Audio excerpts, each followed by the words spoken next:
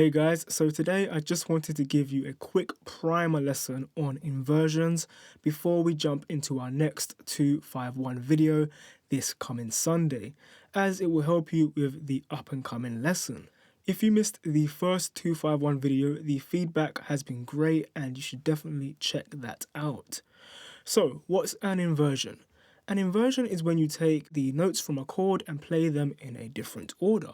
So let's take C major for example. C, E, G. The notes in this formation with the root note at the bottom, this is called the root position. But we can also play it E, G, C, which is called the first inversion. This is where we take the lowest note, the root note, and play it one octave up. With this inversion, the third, 1, 2, 3, E, is now the lowest note. If we moved the lowest note up an octave one more time, this would give us the second inversion. And now the fifth, 1, 2, 3, 4, 5, is now the lowest note. If we move the lowest note up one more time, then we are back to the original chord, the root position. Now, why do we play inversions and why is it so important?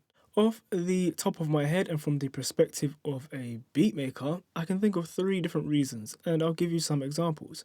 Number 1, inversions allow you to travel less on the keyboard. You can keep your chords nice and close together. For example, a popular progression, 6, 4, 1, 5.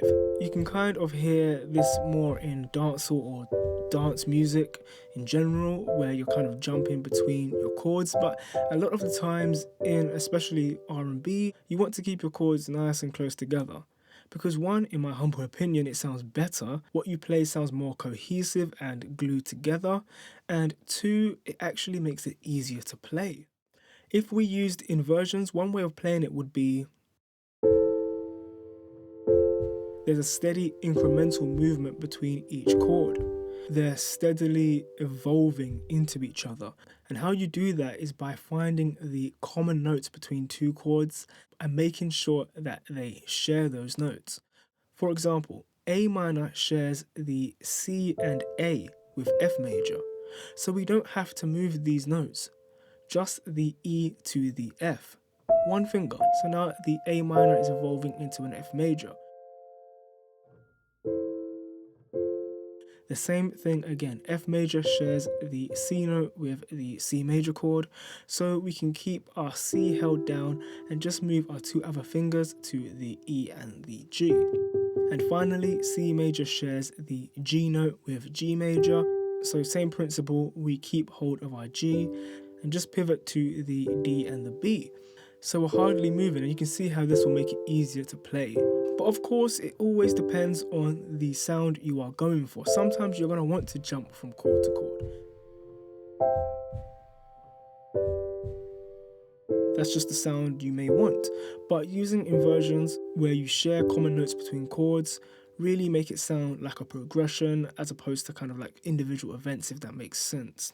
It also helps with kind of limiting the range that you're playing across your keyboard, because when you're making a beat, you don't want to use the whole keyboard for your chords, especially if it's a background instrument. You may just want to use 1 or 2 octaves, and using inversions can help you stay in that pocket and allow other instruments to play around that pocket, if that makes sense. Another reason is you may want to play a top line melody using your right hand, but playing the chords also in your right hand. So with inversions, we can make sure that our top note is always going to be the melody note. So let's take this melody for example. I can invert all of my chords to make sure that they land with the melody note at the top.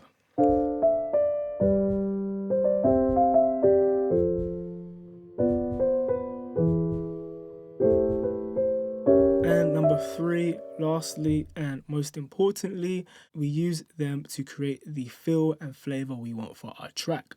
Although the notes are the same, different voicings create different feelings. If this is all new to you, be sure to download my free basic music theory guide. It will teach you the basics of major and minor scales and chords. But equally, if you would like that in video format, be sure to let me know by giving this video a thumbs up and letting me know down in the comment section below.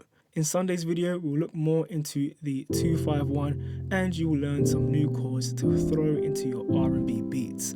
See you then. I've been Stefan, and as always, happy beat making.